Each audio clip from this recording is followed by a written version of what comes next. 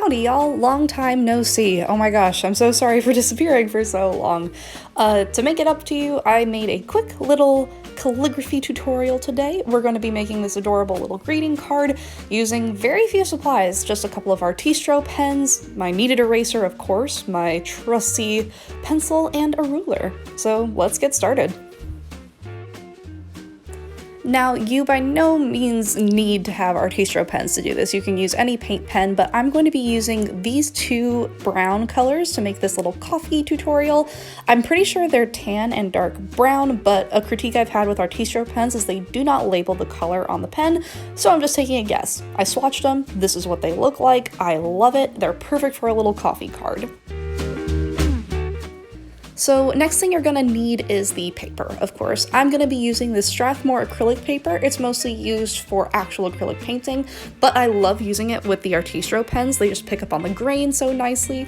I would recommend going slow if you are using paint pens, because sometimes they'll catch on the texture of the paper and flake color everywhere, which is not fun.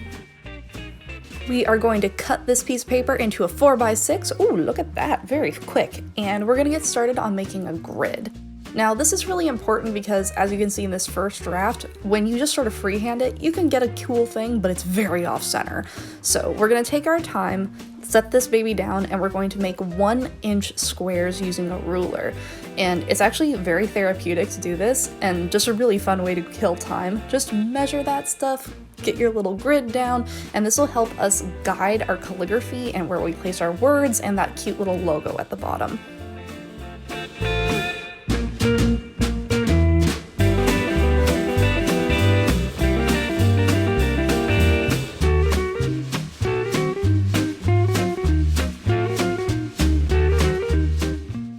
Once you have that grid all perfect, it's time to start on the words. Now, I like to start on my tiny and straightforward text first, and you work from the center outward. This will make sure that everything is balanced and you won't have to erase a ton.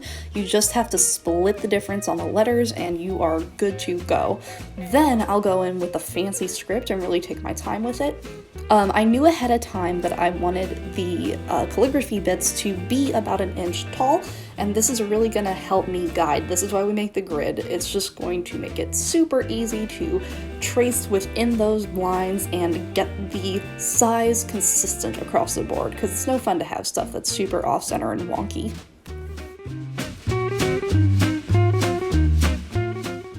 Now, this last little section is definitely not necessary, but it's just kind of fun because I like to add little illustrations to zhuzh up my little greeting cards and whatnot. So you just sort of measure from the center and make sure that these little garland guides are in place, and you draw this little coffee cup.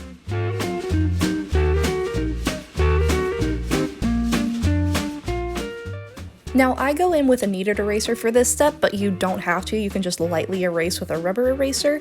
But the important thing is to pick up a lot of the extra graphite and some of the lines that aren't necessary anymore, because you don't want them showing through, and you don't want to erase after you start painting because it'll pick up that lovely paint. But now it's time to start going in.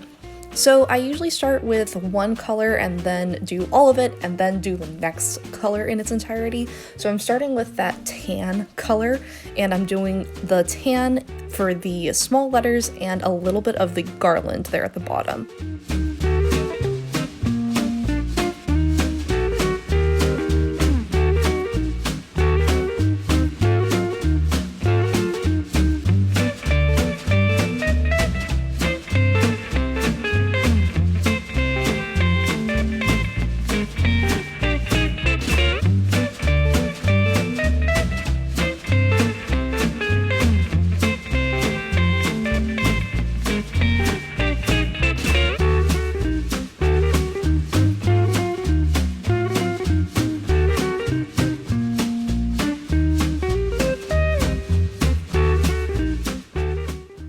So now we're moving on to that darker brown color, and I'm going to do all of the cursive and the outline of the coffee cup and saucer with it. So the key to this is to really take your time and go slow, because you don't want to flick paint everywhere on the grain of the paper, and it's totally okay to be writing cursive in segments. I am by no means an expert at calligraphy or cursive at all, so this is just sort of the way I cheat it and make a really cool calligraphy effect with very little effort.